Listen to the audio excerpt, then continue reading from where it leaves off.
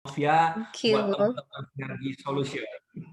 Oke, jadi thank you ya atas kesempatannya. Saya bisa punya waktu untuk berbagi dan juga bisa membantu teman-teman untuk berkarya yang lebih baik di tahun 2021. Nah, oke teman-teman, ada baiknya kita kenalan dulu ya, karena ada istilah mengatakan nggak kenal maka nggak sayang. Sih. Nah, kalau seandainya nanti sudah kenal, maka disayang nih. Oke, nah teman-teman, eh, tadi teman-teman ada melihat sekilas ya tentang Sunday Punch saya. Nah, kalau saya buat Sunday Punch ini, pada awalnya saya berpikir, apa ya yang saya harus tampilkannya? Apa yang saya harus brandingkan? Nah, sebenarnya sih saya mau brandingkan begini, teman-teman. Jujur financial ya. Jadi saya join dari sejak tahun 2002 sampai dengan sekarang, teman-teman.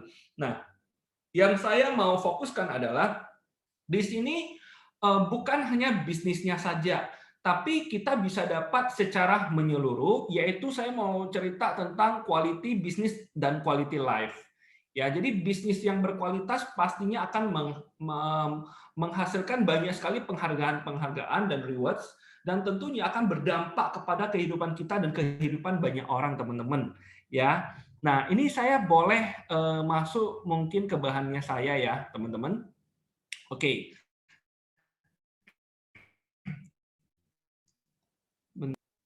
Oke. Oke. Nah, sebelumnya thank you juga ya buat Bro Welly ya yang sudah mengundang saya Thank you, bro. sehingga ya halo Bro. Nah, sehingga kalau positifnya saya juga bisa bertumbuh ya. Saya bisa berbagi kepada teman-teman Surabaya dan tentunya senang rasanya bisa melihat kalau seandainya hal yang saya bagikan itu bisa berbuah kesuksesan kepada teman-teman Sinergi Solution ya. Nah, tema tema hari ini teman-teman, saya memilih adalah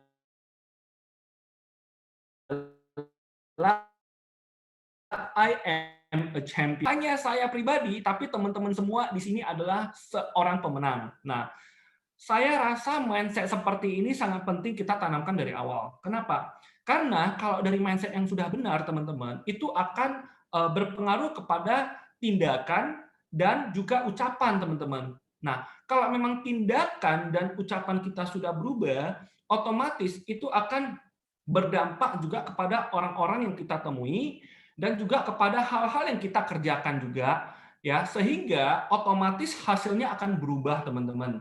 Nah, jadi mindset yang seorang pemenang adalah sangat penting, teman-teman. Ya, oke.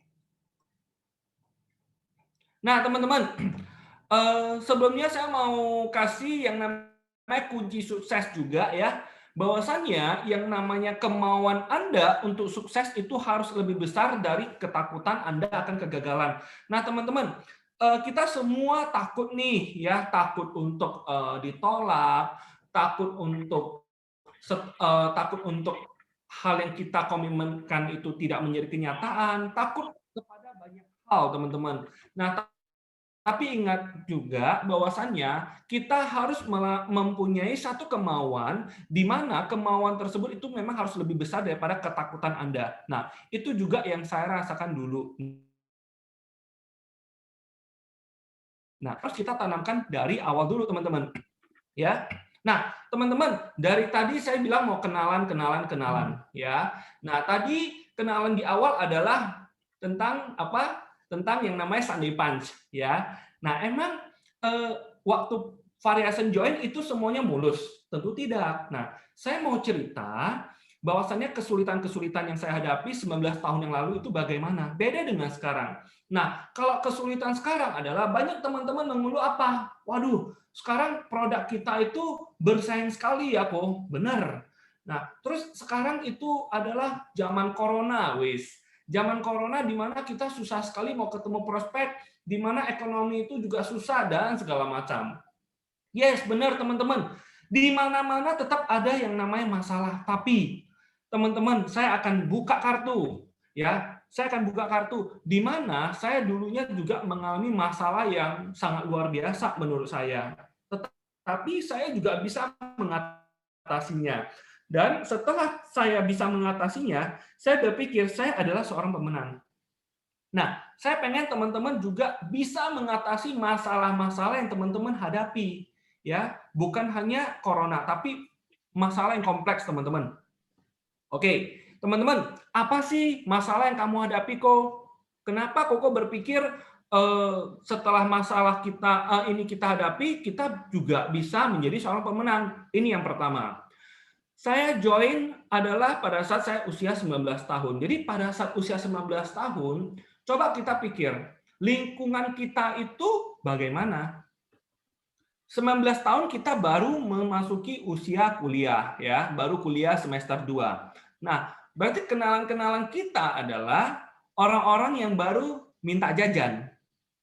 Mereka bukan seorang decision maker. Nah, bagaimana mungkin kita bisa closing mereka, teman-teman?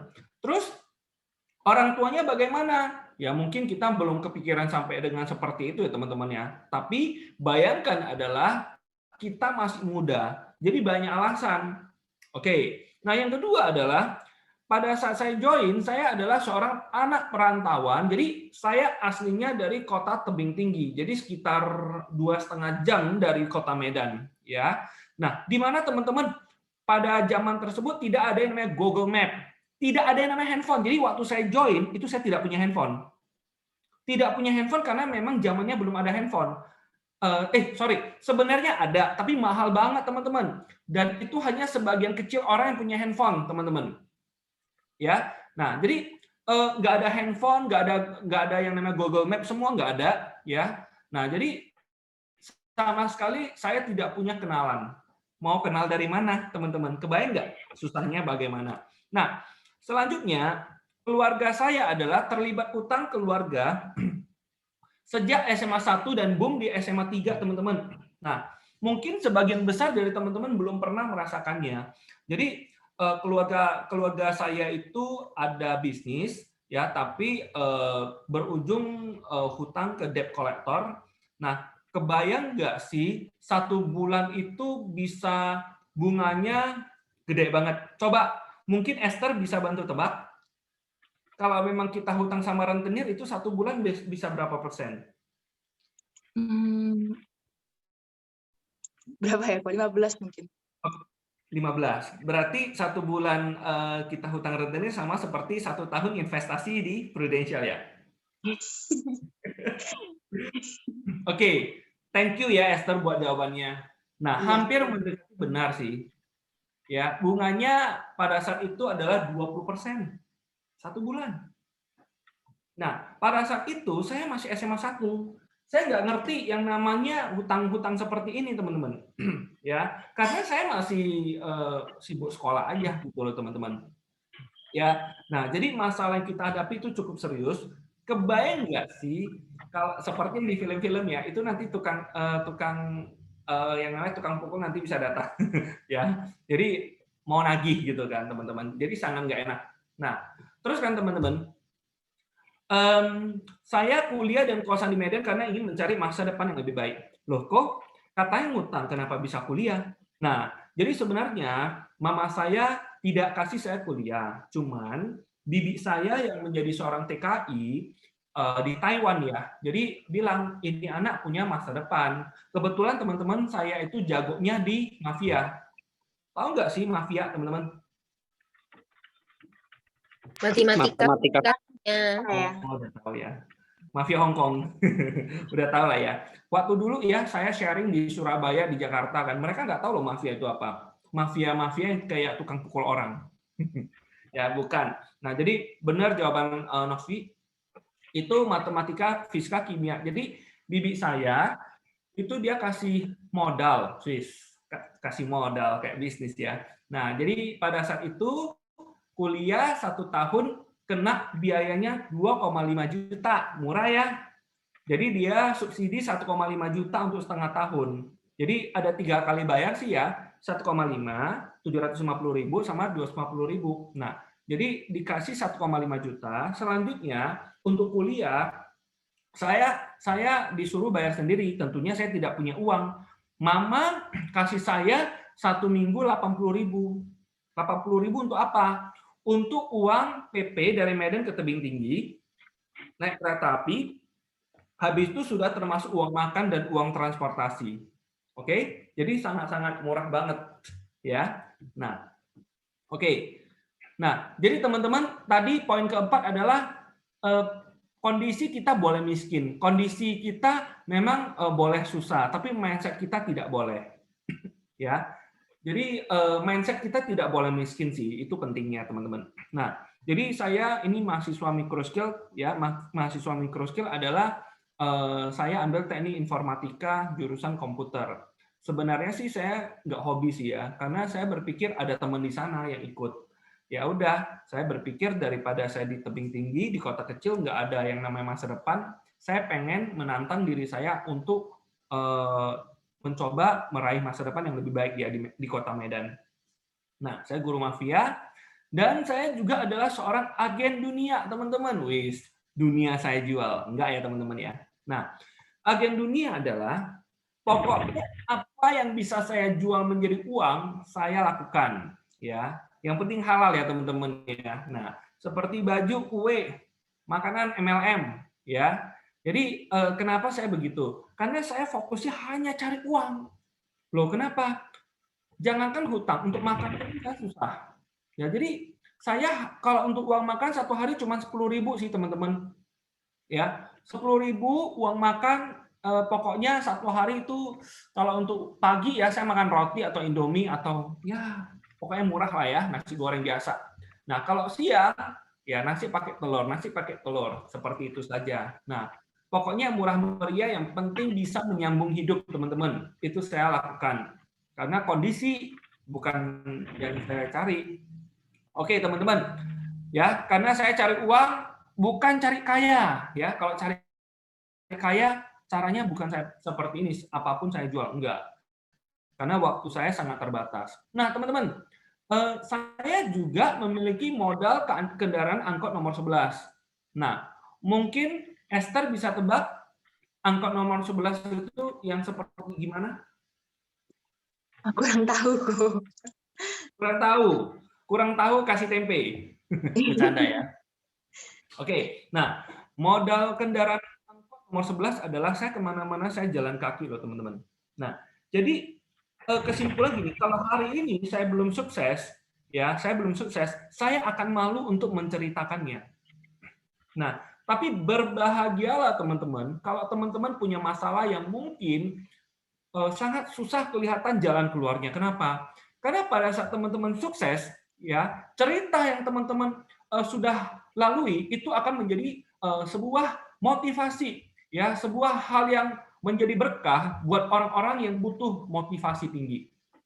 Jadi itu akan bisa menjadi satu cerita kesuksesan Anda. Coba bayangkan kalau seandainya waktu teman-teman join, teman-teman tidak pernah ada kendala. Saya waktu join, saya langsung misalkan dalam 1 tahun saya menjadi AD tidak ada kendala, tidak ada ditolak. Tahun depan menjadi AD tidak ada kendala, tidak ditolak. Saya menjadi PCC tidak pernah ada kendala, tidak pernah ditolak. Pertanyaannya, ilmu apa yang Anda mau bagi? Cerita apa yang Anda mau bagi? Nggak ada cerita seru versinya Anda. Kenapa? Karena Anda tidak pernah punya masalah dan Anda tidak pernah punya solusi untuk mengatasinya. Benar nggak, teman-teman? Nah, bayangkan kalau teman-teman menonton satu film apa? Saya contohkan saja film Avenger. Ya. Nah, kenapa film Avenger seru? Nah, karena banyak superhero-nya. Nah, superhero satu aja pun saya rasa sudah cukup ya. Nah, ini superhero-nya banyak. Nah, kelihatannya kuat, tapi tetap saja dikasih masalah. Nah, setelah dikasih masalah yang mereka hadapi kelihatannya nggak ada solusinya. Nah, dan itu adalah puncak klimaks dari film tersebut. Nah, setelah masalah yang dikasih itu selesai dan itu berujung kepada happy ending, itu baru namanya film yang bagus. Nah, sama teman-teman, sama seperti hidup ya, hidupnya kita adalah dikasih masalah, pasti ada masalah. Tapi setiap kali masalah yang datang dan kita ada solusi, Nah, maka dari itu kita bisa dikatakan menjadi seorang pemenang. Ya. Oke, apalagi nih? Nah, saya mau kasih tahu, masalah saya bukan hanya satu. Nah, teman-teman sekarang enak ya, pasti punya handphone. Kenapa? Karena nggak mungkin submit-nya sekarang sudah harus melalui handphone atau tab. Nah, dulu kita submit-nya adalah melalui kertas, teman-teman. Dan kertasnya adalah kertas SPAJ dan dijatah. Nah, dulu saya jarang closing, jarang closing, dikasih satu aja. Jadi kalau dikasih satu, tiba-tiba mau closing satu keluarga, bagaimana? Ya, oh Cici mau masuk ya, bentar ya Ci ya, nanti besok saya balik, saya ke kantor, saya ambil SPAJ, nanti saya baru datang lagi. Sampai segitunya teman-teman. Ya, dulu nggak ada handphone, jadi lu mau janji sama orang bagaimana? Ya langsung datang. Ya langsung datang belum tentu ada. Iya. Dan adanya kartu beken. Kartu beken mereka tahu nggak ya? Esther, Lim? Nggak tahu. Kartu nelpon. Nggak tahu. Nah, oke, saya kasih tahu. Nah, kartu beken artinya gini, saya nggak punya handphone kan. Jadi saya ke toko, saya beli nih kartu beken, kartu beken itu harganya berapa? 10.000. Nah, 10.000 nanti saya dikasih 16 digit angka. Nanti saya tekan tuh di telepon umum 16 digit angka, tekan pagar. Pulsa Anda 8.000, harganya 10.000, tapi pulsanya 8.000. Ya udah saya telepon, tekan. Nah, jadi kalau seperti itu, saya telepon bisa saja sampai dengan setengah jalan tiba-tiba tut. Kenapa? Karena pulsanya habis. Jadi saya bisa cari orang lain, tapi orang lain belum tentu bisa cari saya sampai segitunya. Nah, terus nasabah nanya, lu cari saya masuk sama kamu. Lah, kalau kamu masih kerja nggak apa-apa. Kalau kamu sudah nggak kerja bagaimana? Ya kan kita bingung kan? Ya udah, itu yang membuat alasan kita agent setiap bulan harus datang ke rumah nasabah ngutip premi dulu. Dulu kita tiap bulan datang untuk ngutip premi, teman-teman. Dan ngutip premi, ya saya transportasinya apa? Saya pakai angkot. Angkot ya? Angkot. Nah, angkot. Habis itu saya nggak ada Google Map, jadi saya sering kesasar. Bayangkan kalau rumahnya di komplek apa atau memang di gang, bagaimana? Mungkin sekali pertama kita mungkin sudah banyak kesasar. Nanti kali kedua pasti kesasar lagi. Belum lagi sampai hujan. Waktu hujan bagaimana? Hujan saya ambil payung. Nah, so teman-teman banyak sekali kendala-kendala yang saya hadapi, tapi saya fokusnya cuma satu. Nggak apa-apa, ini cuma sementara doang. Daripada saya susahnya lama, gitu kan? Nah, do the best every day dan didukung dengan mindset yang positif. Udah bersyukur aja, yang penting saya masih punya rezeki, saya masih punya nasabah contohnya kan. Nah, saya mau kasih tahu teman-teman, rumah saya udah di luar kota, rumah sewa lagi teman-teman. Nah, rumah sewanya juga bukan rumah bagus teman-teman. Ya, nah rumah sewa itu dindingnya dinding papan teman-teman. Ya, ada yang bocor. Nah, atapnya adalah atap seng, teman-teman. Dan rumah saya langganan banjir ya. Langganan banjir itu 1 minggu rutin, bisa sekali 2 kali, teman-teman. Nah, otomatis kalau kondisi saya seperti ini membuat saya kurang pede. Apalagi di saat yang bersamaan nanti teman saya itu datang tuh nyatet PR ya. Karena kebetulan guru kita yang mafia itu killer ya. Tiap hari kasih PR. Nah, jadi bisa dikatakan ya PR-nya sih saya dengan gampangnya sih. Nah, jadi karena saya mau berbagi dengan teman saya sering datang ke rumah. Nah, di saat yang bersamaan nanti tukang tagih datang, rentenir. Jadi otomatis membuat saya ini kurang pede ya.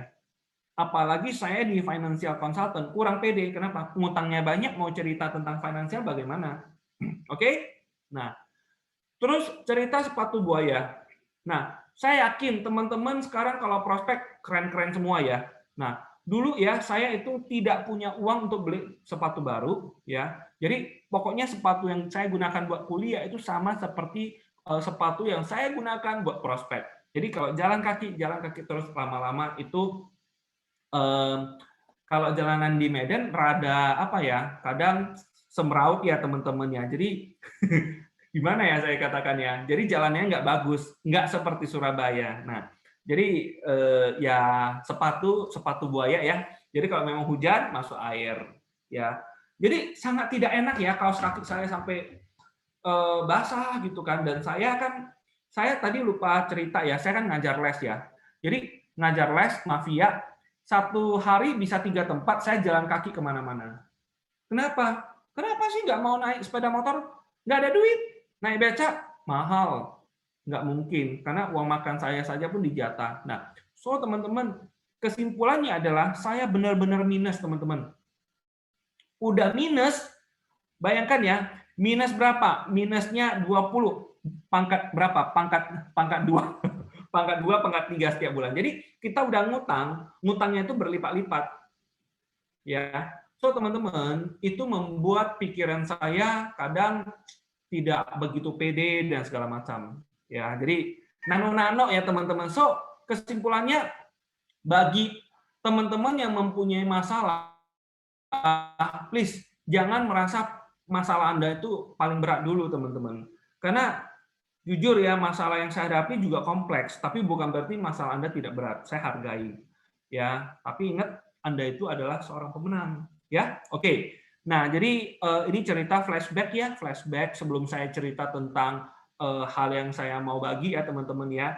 Jadi rumah saya kan sering banjir. Pernah itu banjir paling besar itu sampai dadanya saya. Dadanya saya. Jadi tinggi saya sekitar 180 ya. Jadi banjirnya hampir 1 meter ya, hampir 1 meter. Jadi barang-barang semua rusak. Ya, jadi foto nggak ada. Dulu nggak ada yang namanya handphone. Jadi ini adalah sebagian foto yang bisa saya selamatkan. Nah, ini saya gini, kenapa saya mengambil foto ini? Nah, karena saya yakin suatu ketika foto ini akan menjadi foto kenangan.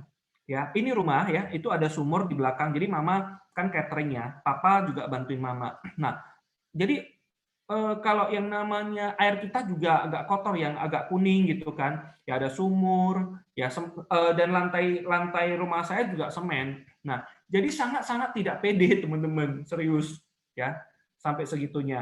Nah, terus tadi ini mama saya pintar memasak, tapi masalah yang timbul adalah karena kurangnya di manajemen keuangan sehingga usaha bangkrut dan hutang menumpuk. Nah, jadi bagi beberapa teman-teman Prudential, hati-hati dengan manajemen keuangan. Jangan berpikir tidak ada hari esok, Anda punya uang, Anda langsung lebur semua, Anda langsung pakai semua. Jangan. Ya, jadi menurut saya sih manajemen keuangan yang buruk akan berdampak sangat buruk juga ya. Nah, selanjutnya, nah ini tadi rumah sering banjir, kecurian, dan diganggu orang. Diganggu maksudnya dalam hal magic ya teman-teman ya. Jadi saya nggak cerita lagi karena panjang nanti ceritanya. Yang pastinya ya hidup pahit terlewati teman-teman, tapi tidak pernah sekalipun aku mengeluh. Ya, jadi saya ingin teman-teman yang lain juga berpikir yang ini juga akan berlalu teman-teman. Nah selanjutnya. Cerita hidup saya ya, usia 20 tahun Komisi Prudential, saya bangga ya bisa membantu kakak untuk wisuda. Ini salah satu cici saya saya punya 2 cici ya. Nah, jadi sangat-sangat susah. Nah, yang namanya baju ya, baju dan celana itu hanya sanggup beli dari Monja. Nah, teman-teman mungkin yang nampak ini si Esther sama Lim, tahu nggak sih Monja itu apa? Nggak tahu juga kok. Nggak tahu. Tahu. Jadi kalau baju Monja itu kayak jualnya di jalan atau memang mungkin di pasar ya. Nah, baju-baju bekas dari Taiwan atau dari Korea yang sudah tidak ada size. Mungkin bajunya bagus gitu kan, tapi hanya ada M, ada satu baju ini aja. Nanti ada baju yang bagus mungkin hanya XL, hanya L. Pokoknya kayak baju bekas gitu kita beli. Itu adalah Monja. Nah, mama saya sanggup hanya beli baju itu aja. Nah, saya sekarang kerja di Prudential. Nah, kalau kita kerja di Prudential, kita harus pakai pakaian rapi. Duit nggak ada. Ya udah, mama bilang beli itu nggak apa-apa. Saya bilang nggak apa-apa, Ma. Kan kita nggak mau membuat orang tua kita kan sedih kan. Nah, modalnya segitu, tapi saya bisa closing loh. Oke? Jadi jangan pernah mengeluh ya, teman-teman. Nah, jadi gini teman-teman. Awalnya saya nggak mau cerita, malu kan. Tapi menurut saya kalau memang hal yang ini bisa memotivasi, maksudnya bisa menjadi sumber inspirasi buat teman-teman yang lain, jangan pernah merasa tidak pede, ya saya harus bagikan teman-teman ya. Jadi saya berpikir keras, mau nggak ya saya bagikan, malu sih. Tapi ingat, cerita malunya Anda itu akan membuat dan menjadikan inspirasi buat orang lain gitu loh teman-teman ya. Nah, hidup hanya pas-pasan dan sering sekali kurang ya. Sehari uang makan ini yang tadi saya katakan. Jadi kok katanya ini cuma 80.000, emang pulang pergi di tebing tinggi kena berapa? Sebenarnya kenanya 2.500 sekali pergi pulang. Tapi menurut saya 2.500 juga sudah sangat gede. Nah, paling murah bagaimana? Ya, aku ngaku dosa ya. Jadi waktu mau gunting tiket kasih 1.000. Ya udah lewat, ya masuk ke kereta api. Nah, waktu di kereta api kan juga ada dicek kan tiketnya. Ya udah masuk ke toilet. Nah, jadi yang dari 2.500 menjadi 1.000. Nah, bisa hemat ongkos sampai segitunya, teman-teman. Ya, itu ngaku dosa. Namanya juga baru usia 20 tahun ya. Banyak sih cerita-cerita saya, tapi saya bagikan sedikit aja ya. Oke, nah dari cerita yang tadi saya sharing ya, saya mengambil satu kepahaman ya, sepaham. Nah, maksudnya adalah kesimpulannya begini teman-teman. Gagal sebenarnya bukan gagal. Gagal itu adalah proses teman-teman ya. Sama seperti seorang anak kecil ya. Dia itu maunya berdiri, maunya berjalan, tapi dia nggak tahu yang namanya gagal. Dia kan jatuh beberapa kali ya. Nah, dia merasa itu proses. Nah, dulu waktu saya masuk ke Prudential, saya tidak mengetahui yang namanya gagal. Pokoknya leader bilang dari 10 closing 1. Itu proses, itu udah benar gitu loh. Jadi kalau kamu ditolak orang itu benar, bukan salah. Oke? Nah, respon Anda terhadap kegagalan itu akan menentukan personal growth-nya Anda. Kondisi yang dihadapi sama, tapi respon dari masing-masing orang itu berbeda, teman-teman. Nah, itu akan menentukan kedewasaan seseorang. Nah, jadi kita akan bertumbuh terus, teman-teman, ya. Nah, itu yang saya hadapi. Jadi saya dulu dari benar-benar minus banget. Nah, tadi teman-teman melihat kehidupan saya. Jujur dari Prudential, saya tidak pernah kepikiran mau beli rumah, ya. Saya rumah saya beli renovasi aja 2 miliar. Yaitu semuanya uang cash. Ya, bukan sombong, tapi aku juga heran dari mana uangnya gitu kan. Terus dari Prudential itu kasih saya jalan-jalan ke Eropa udah pernah 13 kali ya, ke Amerika 2 kali, ke New Zealand 2 kali, itu free. Nah, dulu saya nggak pernah kepikiran mau beli rumah, jalannya enggak. Saya join Prudential, pokoknya saya dapat uang sampingan untuk bayar ngutang. Habis itu full time ya untuk pokoknya fokus bayar hutang keluarga saja. Nah, setelah hutang lunas itu komisi tetap masuk tiap bulan, saya bingung mau ngapain kan. Nah, baru langsung beli mobil. Saya sebelum beli mobil juga saya belinya sepeda motor, itu pun ditipu orang, teman-teman. Jadi hidupnya benar-benar pahit, tapi sebenarnya itu bukan ending, teman-teman. Ya, ingat itu hanya sementara doang. Oke, teman-teman, pesan saya adalah lakukan yang terbaik setiap hari, teman-teman. Ya, lakukan yang terbaik karena hidup itu cuman sementara. Ya, hidup itu sangat singkat. Anda mau jadikan hidup Anda ini menjadi berkat, menjadi seorang short story yang bagus, ya atau bagaimana? Nah, nanti ini ada video yang menurut saya cukup unik ya teman-teman ya, sehingga teman-teman akan berpikir, oh iya ya hidup ini singkat, so ya udah lakukan yang terbaik. Nah, terus teman-teman ada satu lagi video singkat tentang yang namanya video nggak pernah gagal. Nah, kalau yang namanya gagal itu normal teman-teman, ya jangan kita berpikir kalau nggak pernah gagal itu excited tuh luar biasa, tidak. Justru nggak pernah gagal itu aneh gitu. Bayangkan Anda rekrut agent, ya. Nah, Anda rekrut agent, ya nggak pernah diajarin sudah ngerti semua, nggak pernah ditolak orang. Itu kan rasa-rasanya aneh, teman-teman. Ya, oke, saya putar terlebih dahulu ya video Life is Short. Oke.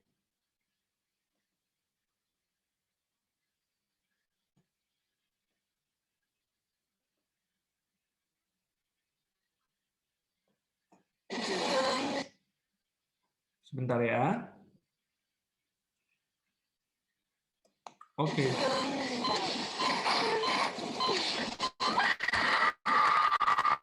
Tuh, ada ibu melahirkan Anda.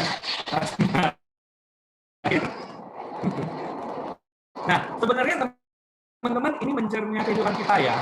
Tidak terasa waktu cepat berlalu ya. Dari kita SD, SMP, SMA, dewasa, mungkin berkeluarga, sebentar lagi sudah masuk usia 40, 50, 60, dan sebentar lagi udah ending.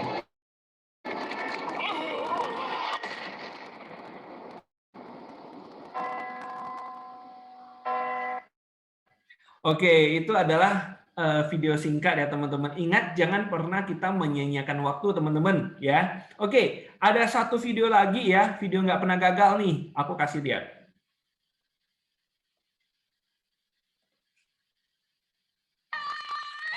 Sama lagi ibu melahirkan ya. Nah tuh, bayangkan kalau baru lahir, ini bayi bisa ngambil banyak hal. Nah tuh, dia sudah bisa pakai tab, sudah bisa pakai gunting, potong tali uli sendiri kan aneh. Jadi dalam hidup itu, yang namanya gagal itu adalah biasa, karena gagal itu proses. Kalau nggak pernah gagal, aneh banget.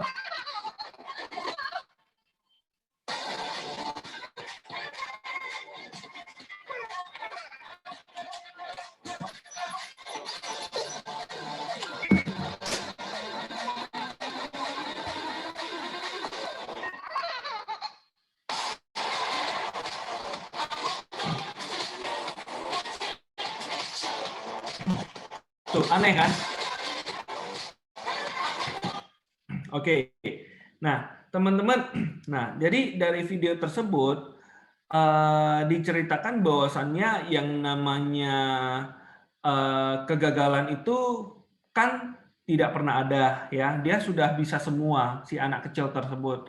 Nah, justru itu sangat aneh. Dan ingat teman-teman bahwasannya kegagalan-kegagalan yang kita hadapi, dan kalau kita sudah berhasil melaluinya, itu kita akan menjadi pribadi yang lebih baik lagi, pribadi yang lebih berkembang, teman-teman. Nah, oke.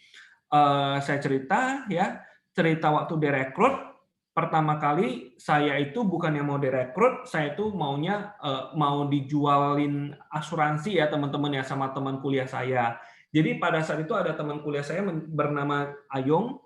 Ayung dia ceritakan kepada saya dan Darwin Cemerlang ya. Nah, jadi kita berdua ada di prospek, tapi saya bilang saya tidak sanggup, tapi saya rasa ini produk bagus.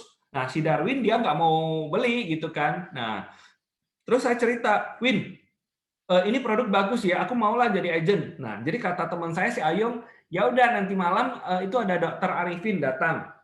Kebetulan Dokter Arifin adalah kenalan dia. Ya udah, saya bilang, Win, tapi kan saya nggak punya transportasi, ya.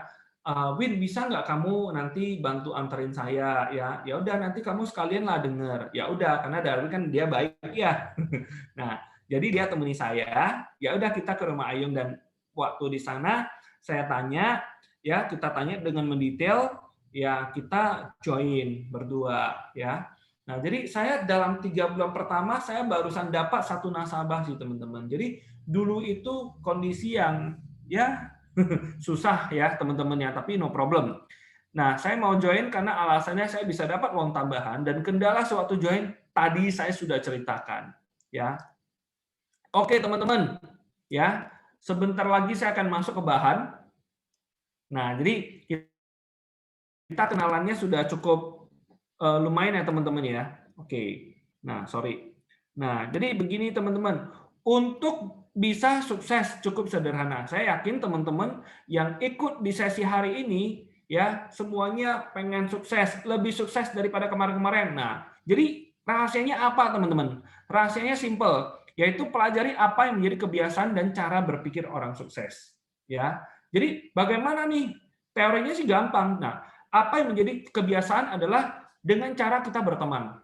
Nah, mungkin kita sekarang masih agen atau AAD atau AD biasa. Nah, kita harus memberanikan diri dan mengizinkan diri kita untuk berteman dengan orang-orang yang lebih sukses daripada kita. Jangan kita berteman dengan gini, target kita PCC, tapi sorry ya, maaf, kita kenalannya semua agen-agen biasa aja. Memang sih ada, cuman Anda harus memberanikan diri untuk berteman dengan level yang di atas. Kenapa? Supaya Anda bisa mempelajari kebiasaan-kebiasaan mereka dan cara berpikirnya mereka. Bukan berarti Anda sudah berteman dengan yang lebih bagus, Anda tinggalin yang bawah. Enggak, bukan kayak begitu. Nah, jadi kita harus mengizinkan. Ya, terus yang pertama kita berteman, yang kedua mungkin bisa kita follow Instagram mereka. Kenapa? Nah, dari Instagram kita bisa lihat, oh mereka lebih aktivitasnya bagaimana gitu kan. Nah, jadi dari aktivitas kita bisa lihat kebiasaannya bagaimana dan cara berpikirnya bagaimana. Itu so simple banget. Jadi dulu saya agent, saya sok-sok berteman dengan AM. Ya, cara bertemannya bagaimana? Aku melihat Koko orangnya sukses. Boleh aku berteman sama Koko. Pasti jawabannya apa? Boleh. Boleh aku ya. Oke. Kok aku mau nanya dong, Koko bagaimana cara menghadapi begini-begini. Nah, jadi meskipun bukan unitnya saya, ya saya tetap bisa diajarin. Kenapa? Ya saya kan memuji karena dia kan pribadi yang sukses. Siapa sih yang nggak senang dipuji? Wah, Koko hebat ya orangnya. Oh, meskipun aku bukan unit Koko kan, saya itu menjadi penggemarnya Koko. Wah, dia udah denger kan enak banget ya. Ya kita tanya apa dijawab pasti. Oke. Nah selanjutnya, nah teman-teman, ini saya masuk ke bahan sharingnya saya ya. Nah, tips sukses, tips sebentar ya, ini agak apa? Oke, tips sukses awal sebagai seorang agent ya. Nah, yang pertama yaitu kita penting untuk mengetahui why. Nah, teman-teman, untuk sukses bukan masalah produk dulu, bukan masalah cara prospek, tidak. Tapi di awal-awalnya adalah kita harus mengetahui why kita itu apa. Why you join? Nah, jadi gini.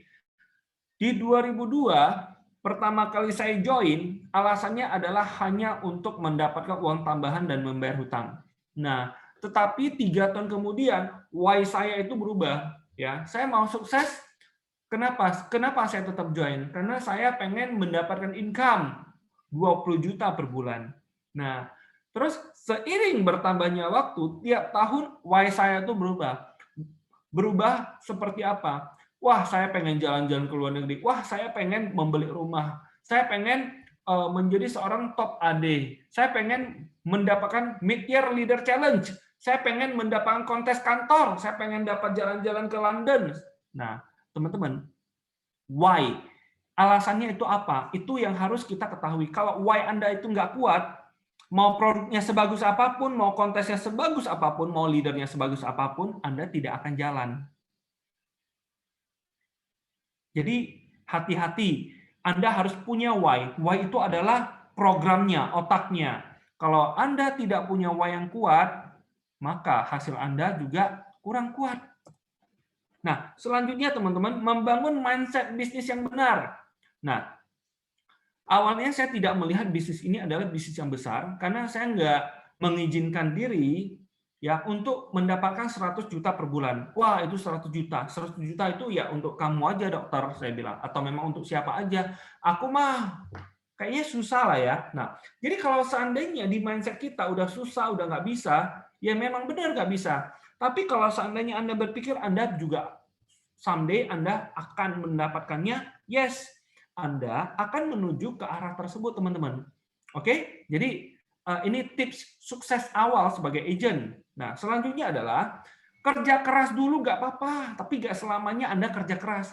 Karena Anda akan dilanjutkan dengan kerja pintar. Contoh, saya tidak punya pasar loh. Nah, tapi saya melakukan canvassing, ya, pokoknya saya benar-benar fight. Setelah saya sudah mendapatkan nasabah, contohlah 10 nasabah saja. Nah, saya akan servis yang terbaik. Nah, kalau servis yang terbaik, saya bisa reselling lagi. Saya bisa mendapatkan referensi. Jadi saya fokusnya adalah di referensi, teman-teman.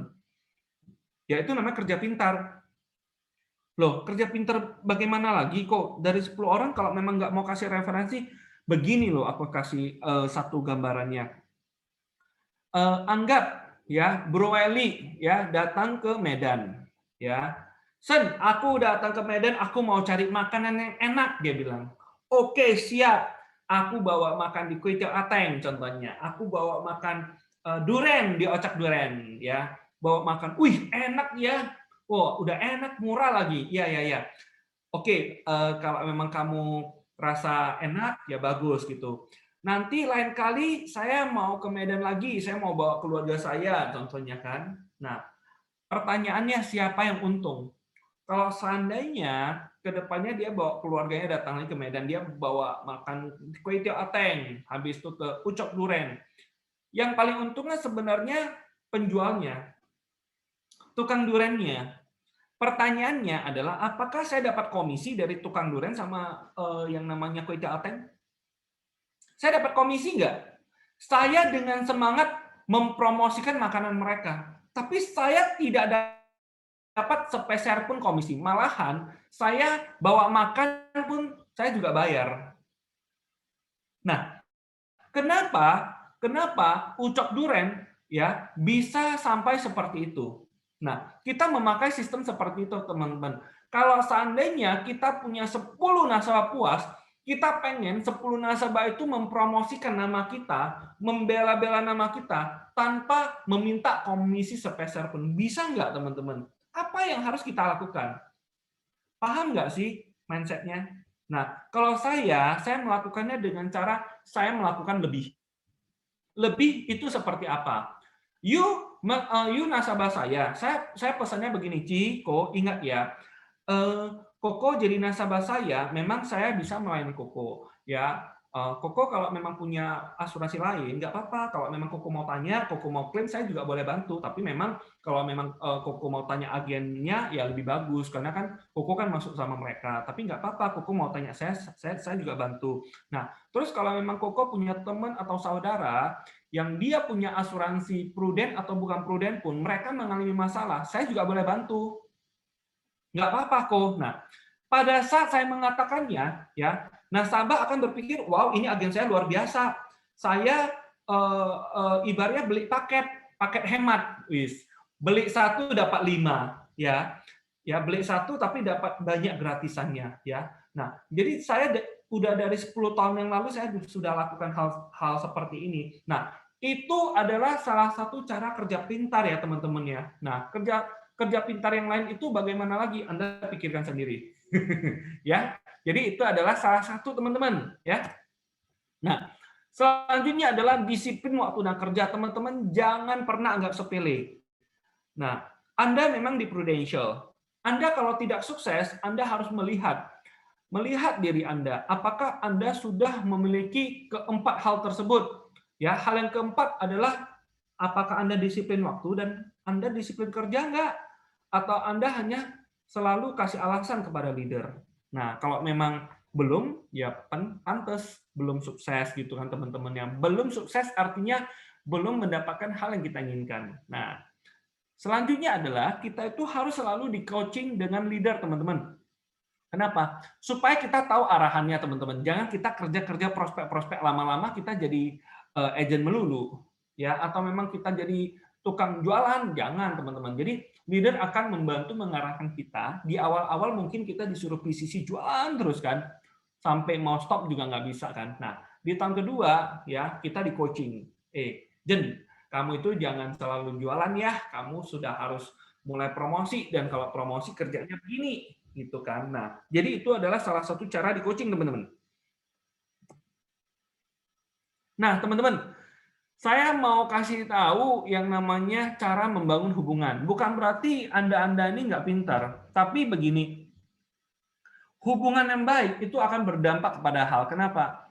Karena yang namanya hubungan itu, selain dari agen ke nasabah, ya, itu akan berdampak yang baik, ya. Hubungan yang baik antara agen dengan leader itu juga sangat penting. Jangan si agen berpikir, aku jualan PCC nanti leader saya dapat OR. Nah, itu kan cari gara-gara namanya ya.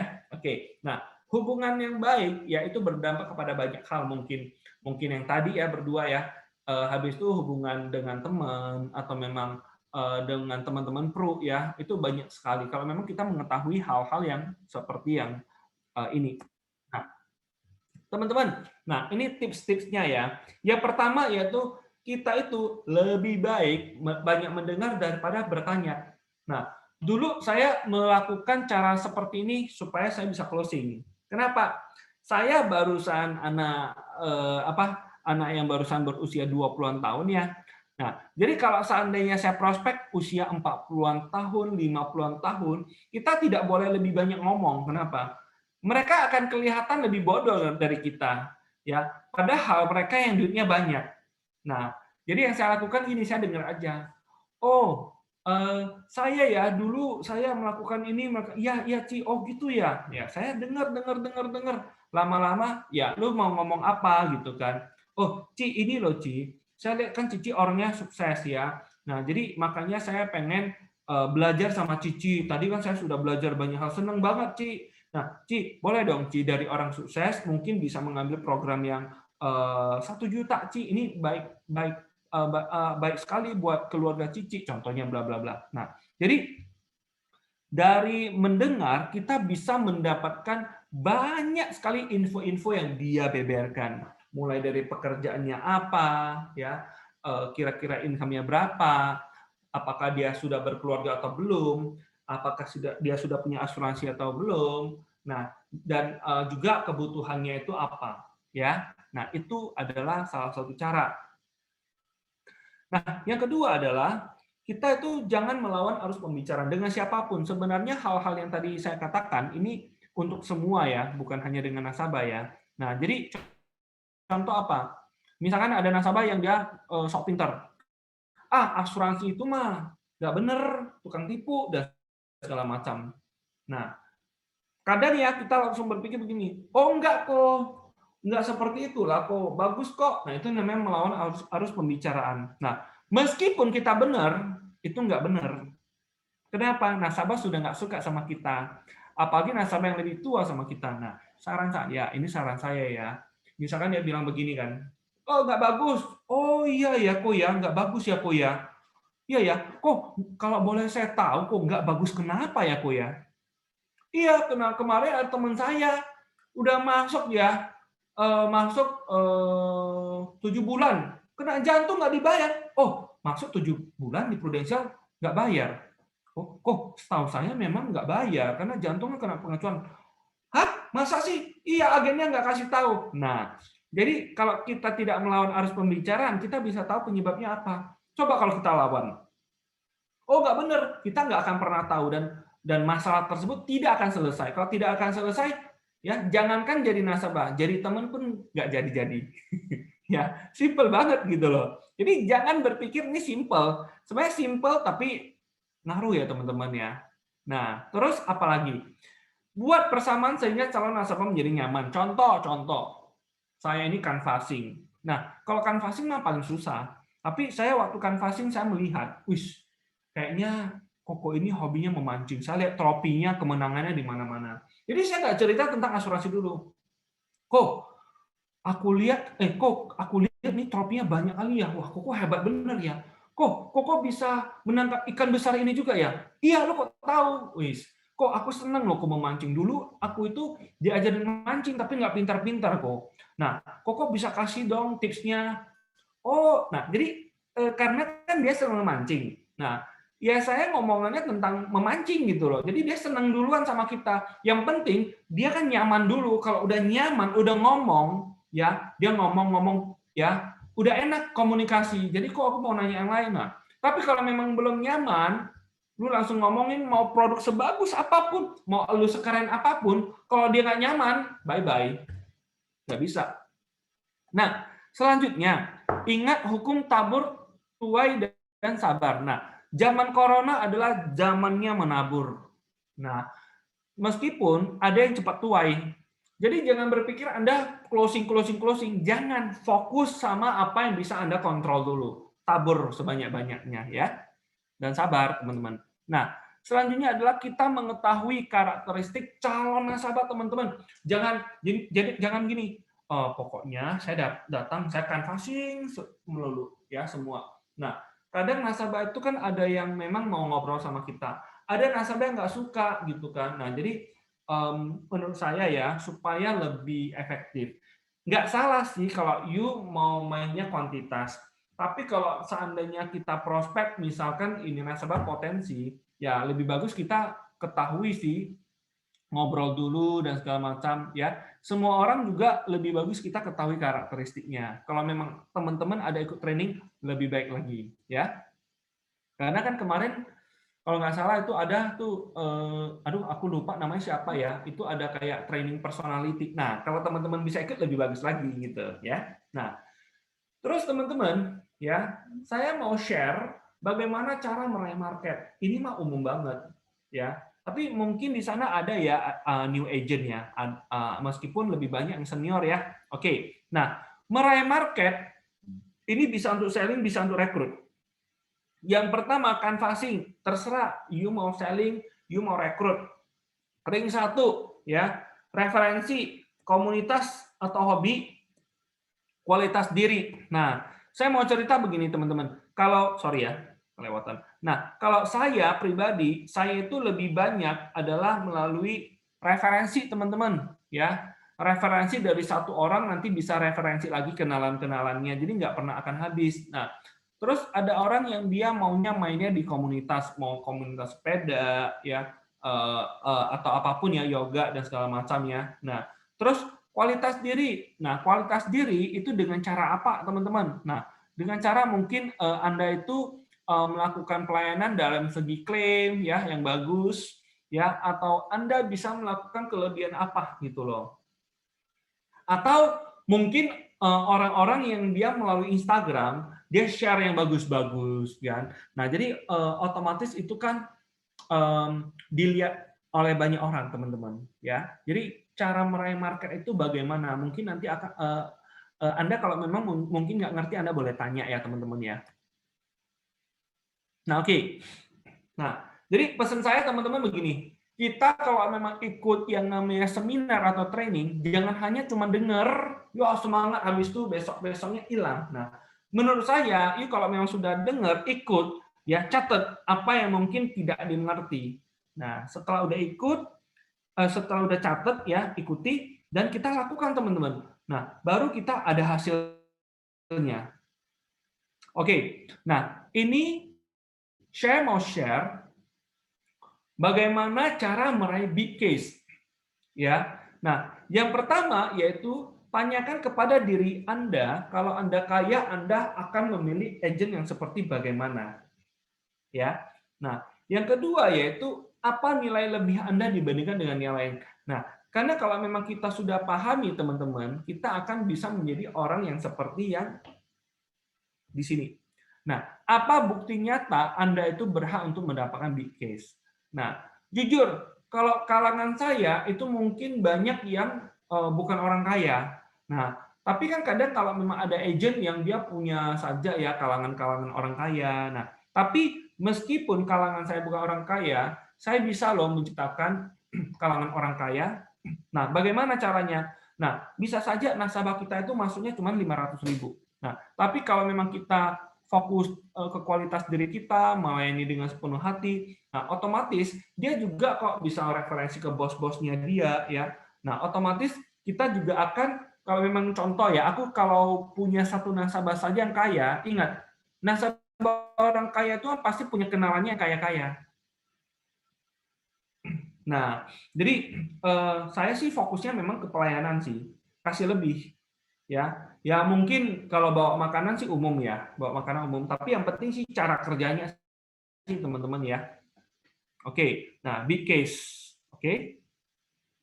Nah, terus selanjutnya teman-teman, sebentar ya teman-teman, minum dulu. Oke. Nah, kalau sekarang corona ya teman-teman ya, banyak yang bisa kita lakukan ya, dan terutama selling tanpa tatap muka.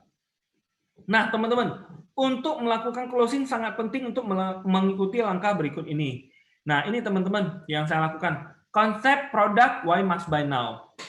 Nah, kalau orang-orang dulu ya teman-teman, itu kebanyakan langsung selling mungkin ya dengan paksaan. Lu masuklah, ini bagus ya, 2 in 1. Ya, pokoknya bagus. Nah, orang tersebut, calon nasabah tersebut tidak ngerti yang namanya konsep atau produk. Enggak. Nah, inilah sumber masalah yang mungkin teman-teman sering hadapi, ada video-video dan segala macam. Kenapa? Ya, mereka masuk alasannya karena mungkin teman, karena saudara. Ya, jadi nggak gitu ngerti. Nah, terus ada juga yang dia closing-nya mungkin ya ini produknya bagus, pokoknya lo beli. Ini sangat-sangat rentan untuk lapse. Nah, kalau kita mau mencapai yang namanya Star Club, itu kan harus 90% ke atas. Nah, ini adalah satu momok yang dulu saya berpikir begini, aduh kalau 90% itu nggak gampang loh ya kan. Nanti kalau lapse bagaimana? Nah, cara saya menjaga persistensi setiap tahun ini, saya itu jelaskan tentang konsep dulu. Konsep itu artinya apa kok? Contoh gini, seorang suami dia bekerja, istrinya tidak bekerja, ya hanya ibu RT. Anak-anaknya masih kecil, usia 5 tahun sama 3 tahun. Nah, saya cerita begini, Koko kan sekarang bekerja kan demi keluarga ya, Kok. Benar nggak? Benar, dia bilang. Nah, jadi istri sama kedua anak, ini kan bergantung secara finansial sama Koko. Nah, kesimpulannya adalah Koko harus punya satu program di mana kalau Koko ambil program tersebut ini menjamin yang namanya kehidupan keuangan keluarga, benar nggak Kok? Nah, Koko mau nggak sih kalau sana ada apa-apa sama pencari nafkah utamanya nanti keluarga susah, mau nggak? Ya nggak mau dong. Nah, berarti harus ada satu nilai ekonomi yang Koko harus lindungi. Jadi gini kok, kalau memang anak sekarang misalkan usia 3 tahun, Koko misalkan usianya 30 tahun. Nah, anak akan menjadi beban finansial sampai anggap saja dia berusia 25. Berarti kan 22 tahun. Nah, 22 tahun kemudian Koko usianya 52. Pertanyaan saya adalah, dari usia 30 ke 52, ada nggak kok jaminan ya kalau kita tetap sehat? Nggak ada dong. Nah, terus kalau tiba-tiba ada masalah bagaimana? Koko mau nggak? Nggak mau, ya kan? Nah, berarti ya Koko harus lindungi ya, misalkan 22 tahun ini. Kalau anak tersebut ya satu anak misalkan butuh biaya misalkan 5 juta kan sebulan kan. Setahun 60 juta. Berarti Koko kurang lebih 1,2 M kalau flat. Nah, kalau tidak flat 1,5 M karena kan tiap tahunnya tetap naik naik harga ya inflasi. Belum lagi sama yang namanya biaya pendidikan. Nah, saya anggap aja 1,8 atau 2 miliar. Nah, jadi Koko setidaknya harus beli UP 2 miliar. Jadi kalau seandainya kita ada apa-apa kan sebagai pencari nafkah utama, nah itu adalah salah satu konsep yang kita harus tanamkan teman-teman. Nah, kalau si calon nasabah sudah mengerti konsep atau alasannya adalah seperti itu, nah kita bisa kasih tahu, oke, tadi kan kita udah hitung ya ya 2M ya, alasan jelasnya adalah 2 miliar. Nah, barulah kita kasih UP 2 miliar Nah, 2M baru closing. Nah, itu membuat seseorang akan lebih rajin ya untuk store-nya dan persistensi kita juga lebih bagus. Dan menurut saya kalau memang calon nasabah tersebut sudah pahami, dia akan bisa mereferensikannya dengan lebih gampang lagi, ya. Oke. Nah, bisa jelas nggak sih sampai dengan di sini teman-teman? Jelas kok. Jelas ya. Oke. Nggak terlalu cepat kan? Oke. Soalnya memang yang namanya via Zoom ini kadang mungkin nggak enak ya kita ngomong sendiri di lapangan kan. Tapi saya berusaha kok yang terbaik buat teman-teman ya.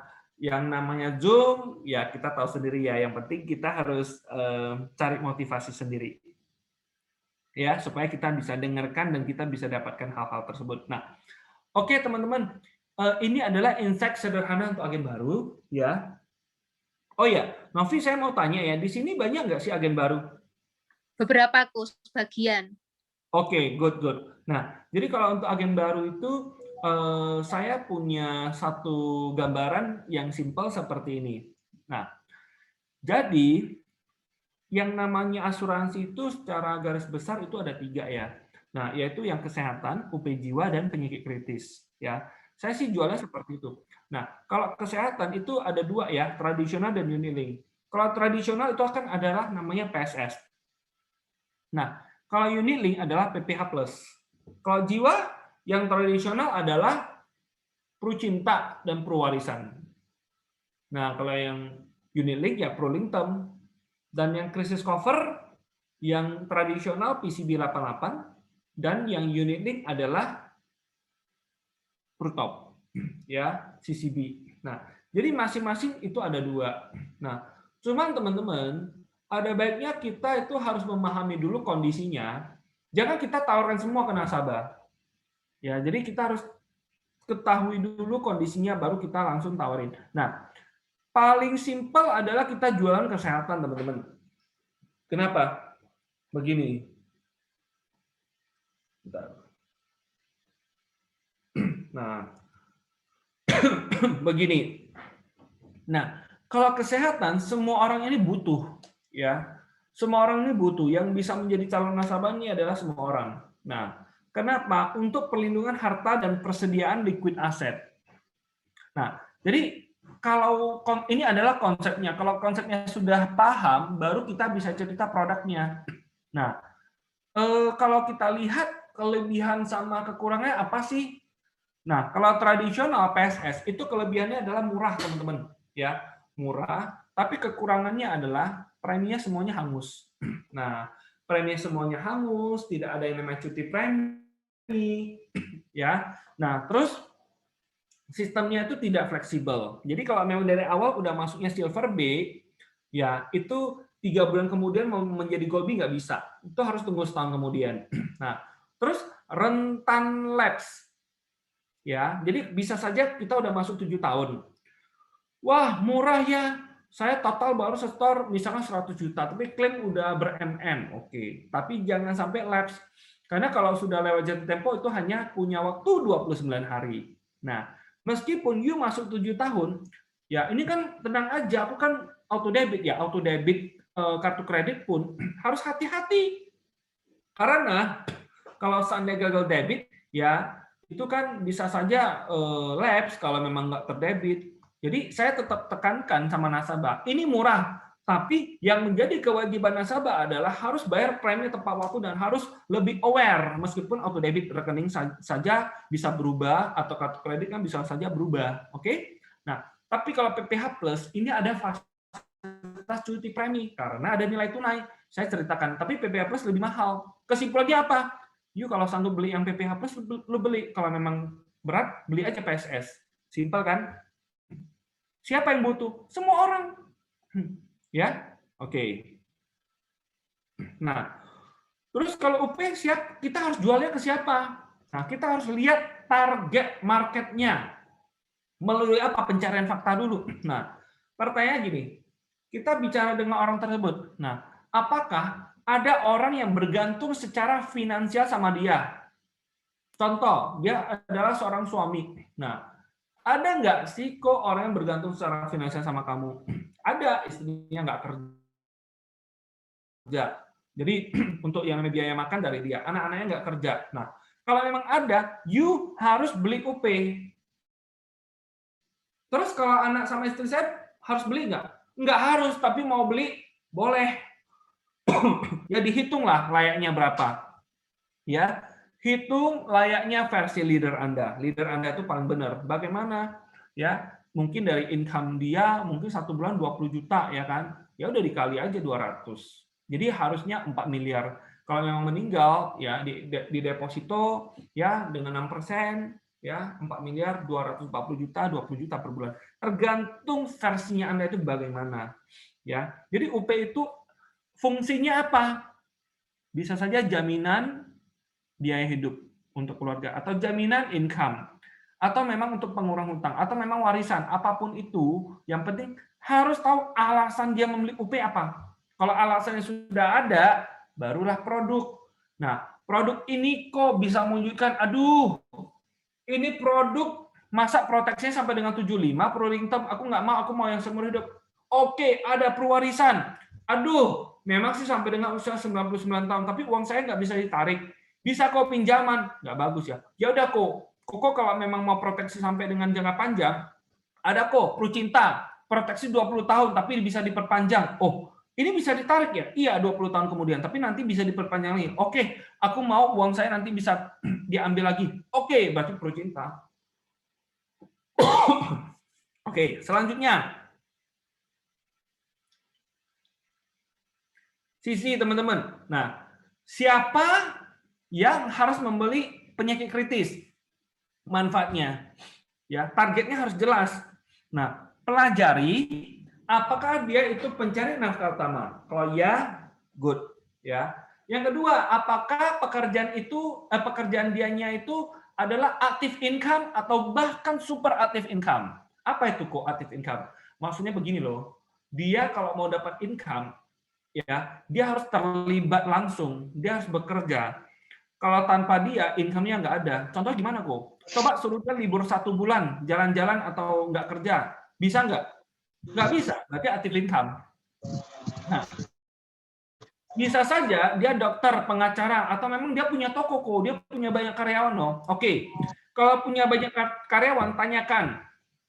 Kalau dia liburan ke Eropa 1 bulan, bisa nggak? Ya toko harus tutup. Ya nggak bisa. Berarti belum memiliki sistem. Nah, bisnis yang belum memiliki sistem itu berarti masih active income. Nah, kalau memang kondisinya seperti itu, gampang kita jualan. Nah, maksudnya gimana kok? Nah, contoh kita jualan 2 miliar penyakit kritis. Jadi kalau seandainya tiba-tiba orangnya kena kondisi kritis, memang sih untuk biaya rumah sakit sudah dibiayain. Pertanyaannya begini, dia nggak bisa kerja selama 6 bulan berturut-turut karena stroke, contoh. Ya, income-nya itu dari mana? Kan dia keluarganya tetap punya biaya hidup. Nah, selanjutnya hutang-hutangnya bagaimana? Hutang pihak ketiga, hutang bank, hutang bisnis. Terus untuk uang transportasi berobatnya bagaimana? Mungkin dia harus berobatnya ke Singapura atau mungkin ke Malaysia. Biaya pesawat emang ditanggung. Kalau orang stroke, ya dia beda loh. Dia bukan pesen satu kursi, bisa saja 6 kursi. Atau memang kalau darurat, mungkin mau charter pesawat. Terus kalau kena kanker, biasanya mereka di luar negeri harus sewa apartemen. Terus orang yang ngejagain, bisa saja kan suaminya dokter, istrinya juga dokter. Nah, gara-gara suaminya stroke, ya istrinya harus temani, istrinya nggak praktek. Nah, jadi penyakit kritis itu kita beli untuk mengcover biaya-biaya di luar pengobatan rumah sakit. Nah, dan targetnya harus jelas, teman-teman. Harus punya alasan yang jelas. Nah, terus ini profesi yang suka digantikan, income atau bisnis yang belum ada sistem, ya bisa untuk proteksi biaya hidup atau gaya hidup atau hutang. Nah, terus pertanyaan gini, oh aku sudah ada kok ini asuransi, ya ada nggak sih asuransi yang lu beli gini, asuransi yang kalau memang lu kena stroke langsung lunas? Emang kalau kena stroke utang kamu lunas kan? Kagak. Lu sekarang cicil apa? Cicil mobil, cicil rumah. Iya, semuanya sudah ada asuransi dari bank. Iya, kalau mati, kalau meninggal bahasa kasarnya. Terus kalau kena stroke bagaimana? Bayar nggak? Ya lu harus bayar. Siapa yang bayarin? Lu aku kan sudah punya manfaat rumah sakit. Iya, manfaat rumah sakit yang menggantikan biaya rumah sakit. Tapi you nggak bisa kerja, biaya dari mana? Nah, ini yang bisa kita masukin. Jadi, nggak semua orang kita bisa jual. Loh, kok kalau memang anaknya boleh nggak beli penyakit kritis? Boleh, tapi alasannya kan nggak gitu jelas. Ya boleh-boleh aja kalau memang uangnya banyak. Oke? Bisa jelas ya, teman-teman ya? Oke, selanjutnya. Nah, saya mau cerita yang namanya perwarisan. Perwarisan ini adalah produk terbaru dan sangat dahsyat ya. Nah, teman-teman ini saya bukan mengajari, tapi mungkin teman-teman sudah punya cara sendiri ya. Ini hanyalah sebagian kecil dari ilmu yang mungkin bisa dipraktekkan untuk pemula gitu kan. Nah, cara menjual adalah dengan menjual konsep, teman-teman ya. Paling pantang kalau kita jual perwarisan adalah langsung menyebut jumlah premi. Kenapa? Karena preminya pasti gede gitu loh. Nah, caranya begini. Mungkin ada satu teman ngobrol yang bisa saya jadikan calon nasabah, mungkin Esther kali. Ya, Bu. Oke ya. Boleh ya Esther ya? Oke. Nah, Esther, kamu kan best friend-nya saya ya. Nah, karena kamu best friend-nya saya mau share nih. Share satu info yang sangat bagus. Nah, saya punya satu rumah yang harganya 5 miliar. Oke. Nah, kalau rumah yang namanya 5 miliar biasanya kan dijual dengan harga 5M atau bahkan lebih, atau mungkin karena corona harganya lebih murah lah. Nah, karena corona aku mengerti dan paham. Ya, aku jualnya lebih murah. Nah, 5 miliar aku diskon 90%. Aku jual ke kamu seharga 10%. Kamu mau beli nggak? Mau. Oh, pasti mau. Tanpa berpikir panjang, ini pasti menguntungkan, ya. Nah, 500 juta saja, murah banget ya. Betul. Terus terus begini, tidak hanya sampai dengan di sana. Nah, 500 kan sudah dicicil nih ya 10%. Terus bukan dicicil. Saya jual seharga 10%. Nah, habis itu saya kasih kamu cicil lagi. Boleh dicicil lagi, Esther. Cicil sebanyak 5 kali dan saya nggak hitung bunga. Mau nggak?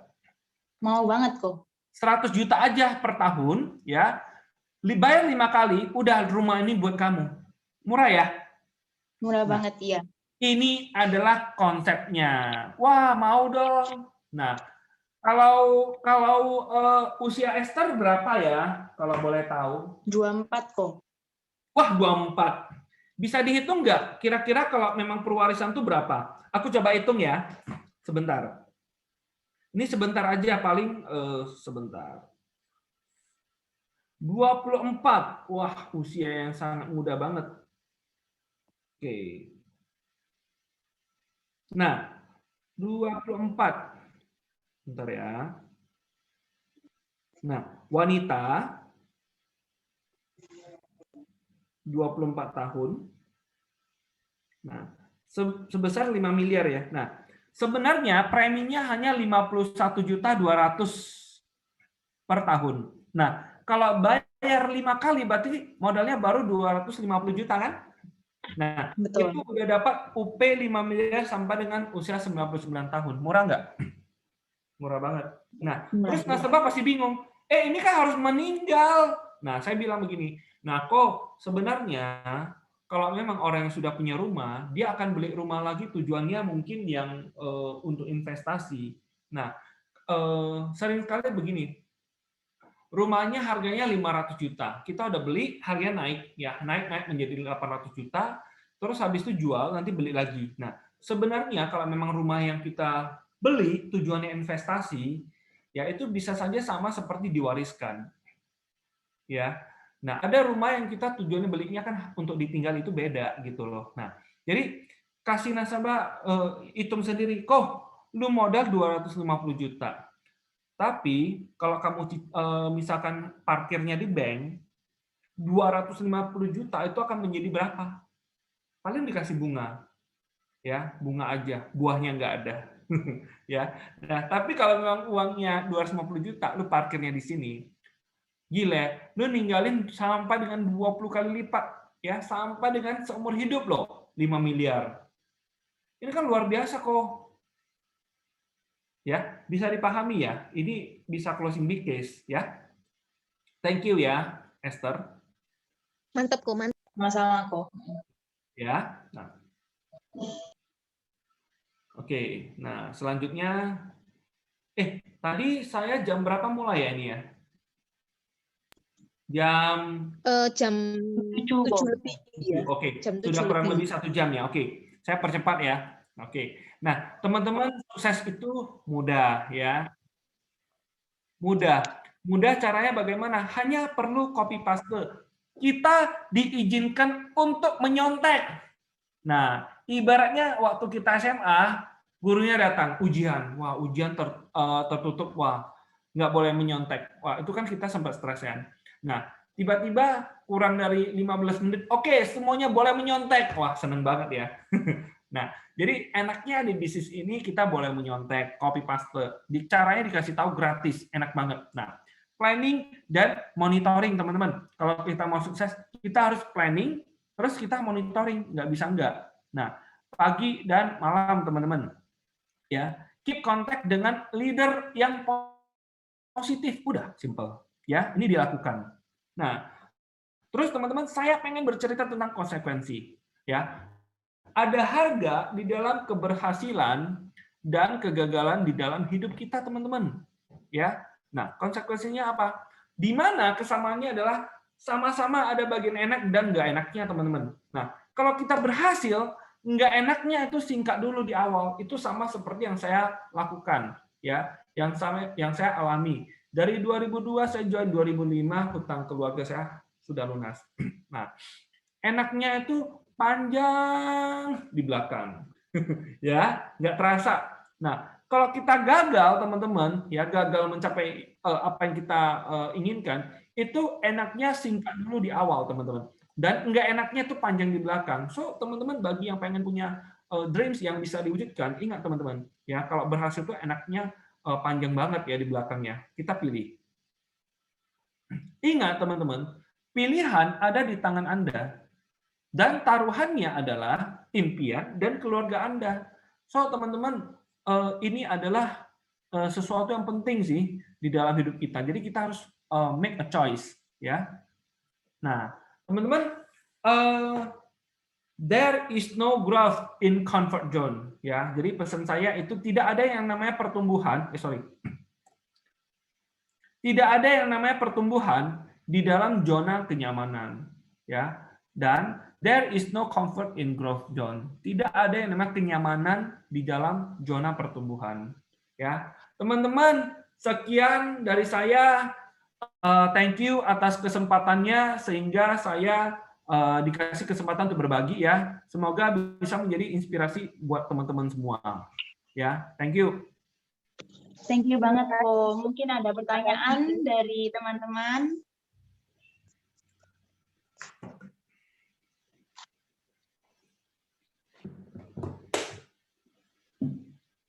Mungkin saya dulu ya, Ko, yang tanya ya, Ko Variason. Ya, boleh. Di sini kan juga ada beberapa teman-teman yang baru gabung di Prudential, tapi sudah punya side job gitu ya, dan mereka sudah punya main job gitu. Nah, tadi kan dibilang bahwa why-nya harus kuat. Nah, maksudnya gini, di pekerjaan yang sebelumnya mereka juga nggak merasa kekurangan gitu. Nah, tapi bagaimana caranya teman-teman yang di tempat ini itu bisa berprestasi gitu loh kok. Jadi nggak sekedar bekerja, tapi mereka juga bisa mengeluarkan yang terbaik gitu. Mungkin bisa ada masukan gitu kok. Oh, oke. Nah, jadi menurut saya sangat penting untuk melakukan pembicaraan empat mata antara leader dengan yang namanya agent ya. Nah, jadi yang mempunyai side job ya.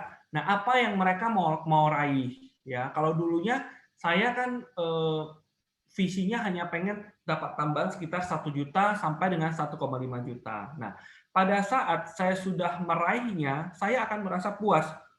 Kenapa? Itu goalnya saya. Nah, tapi ingat bahwasannya kita harus bisa merubah why-nya kita. Nah, jadi dari awal saya pengennya 1 sampai dengan 1,5 juta. Why saya itu saya ubah. Nah, disitulah peran leader.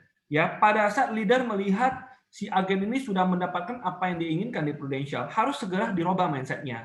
Karena dengan berubah mindset, berubah pula cara kerjanya. Dari 1,5 saya menjadi income tambahan 5 juta per bulan. Nah, lama-lama saya berpikir, waktu yang saya habiskan untuk saya bekerja, saya kan ngajar les ya, saya harus jalan kaki, pokoknya total waktunya habisnya banyak, tapi income-nya sedikit. Nah, sedangkan di Prudential, jadi gini loh kesempatannya, pekerjaan utama ya income-nya sedikit. Pekerjaan sampingan yang income-nya itu bisa sama seperti pekerjaan utama. Paham nggak? Jadi total waktu kerjanya itu lebih sedikit di Prudential, tapi income-nya bisa lebih besar di Prudential. Jadi saya berpikir logika, ya udah saya full time aja deh. Nah, pada saat saya full time, dalam waktu yang sangat singkat, income saya sudah menjadi 5 kali lipat. Dalam waktu full time. Nah, jadi why-nya harus diubah sih. Dari 1,5 menjadi 5 juta per bulan, habis itu menjadi income 10 juta per bulan, kayak keren banget gitu kan. Karena dulu hanya income 3 juta aja total saya. Ngajar les, ada jual banyak hal ya. jual banyak hal, jual kue, jual peyek, semua saya jual kan. Nah, udah income 10 juta, saya memberanikan diri untuk menjadi income double lagi 20 juta. Menjadi income 40 juta. Jadi mindset kita robah goalnya. Jadi otomatis yang kita lakukan berubah dan otomatis ya berprestasi. Jadi prestasi bukanlah tujuan awal dari saya. Enggak. Terima kasih, Ko. Terus ada pertanyaan yang kedua nih. Ya. Koko kan tadi kan join kan udah 19 tahun ya di Prudential. Maksudnya selama 19 tahun itu pernah closing big case yang paling berkesan buat Koko itu kalau boleh sharing ke kita, Ko. Maksudnya gimana caranya Koko bisa nembus klien itu, terus bagaimana caranya bisa sampai menawarkan, apakah itu referensi, terus prosesnya itu berapa lama, dan kira-kira pengambilan berapa Ko gitu. Mungkin bisa diceritakan prosesnya ke teman-teman Ko. Oke. Nah, big case ya. Pertama-tama big case saya itu saya rasa cukup big case ya, itu 7 juta per bulan ya. 7 juta per bulan itu adalah di tahun 2008 ya. Itu lumayan gede ya. Nah, setelah itu tembus ada yang 10 juta, ada yang 20 juta per bulan, dan sekarang paling gede itu berapa ya? Saya total dulu ya. Sekitar 80 juta per bulan. Ya. Nah, kenapa saya bisa seperti itu? Nah, awalnya saya tidak tahu nasabah ini orang kaya, cuma dia low profile banget. 20 juta per bulan. Iya. Nah, jadi awalnya saya tidak tahu nasabah itu kaya, ya. Jadi kadang ya nasabah ini kan banyak tipe ya, tetapi kita akan mengetahui pada saat kita ngobrol sama dia, ya. Saya ngobrol ya sama seperti yang saya lakukan tadi, saya tidak pernah melawan arus pembicaraan, ya. Saya membuat kesamaan. Nah, dari sana saya mendapatkan info dia punya properti di Australia, ya. Terus dia punya bisnis rupanya sangat besar. Cuman penampilannya aja low profile. Kenapa? Uangnya lebih banyak di luar negeri daripada di Indo, gitu. Nah, jadi dari sana ngobrol-ngobrol, dan dia mengizinkan saya untuk menambah polis-polis lamanya gitu loh. Jadi awalnya dia itu adalah nasabah saya yang 7 juta per bulan. Habis itu dia tambah sampai dengan sekarang 80 juta per bulan. Seperti itu. Bisa kejawab ya?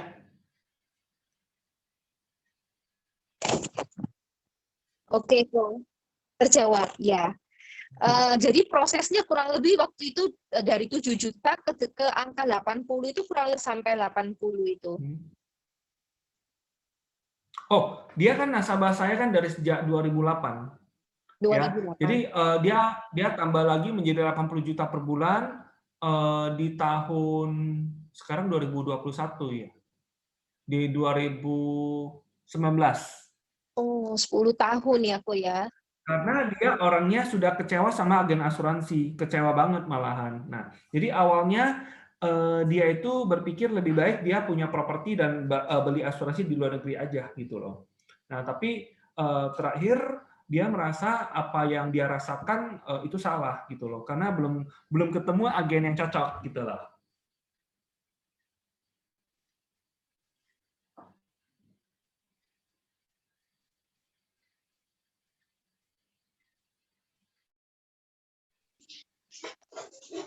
Karena itu aja dari saya, mungkin dari teman-teman yang lain kalau Oke. ada mau pertanyaan. Mungkin teman-teman yang lain.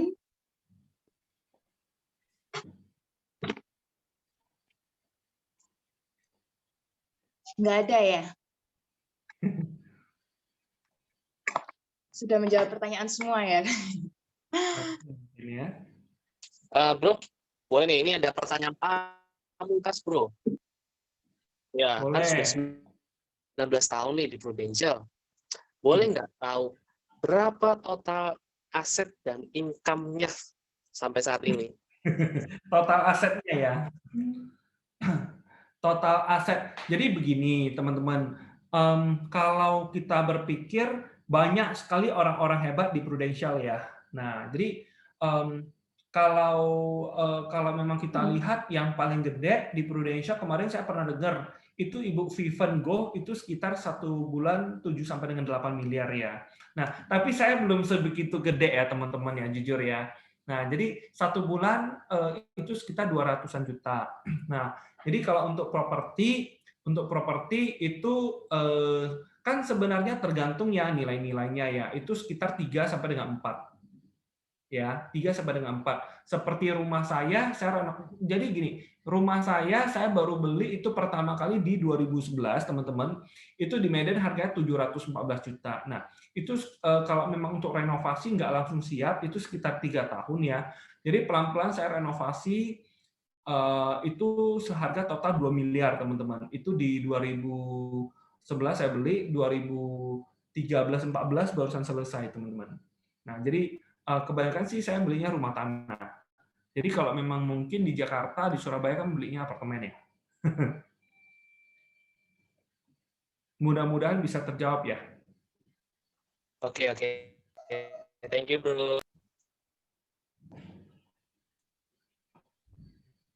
Mungkin ada Oke, pertanyaan terima lagi. kasih, Ko, luar biasa.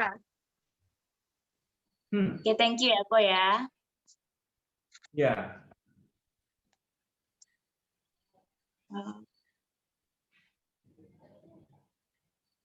Apa habisnya? Kita foto bersama ya, teman-teman ya. Kalau bisa, tolong dibuka videonya, teman-teman. Ini ada sertifikasi dari kita ya, buat Covariation. Dan kita akan ada pengambilan foto bersama. Mungkin bisa dibuka dulu videonya. Bisa dibantu sama Nanda.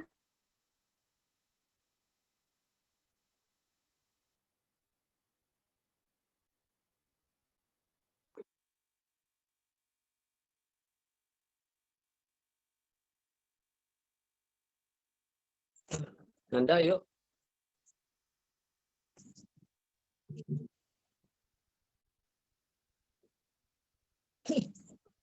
Enggak, lucu.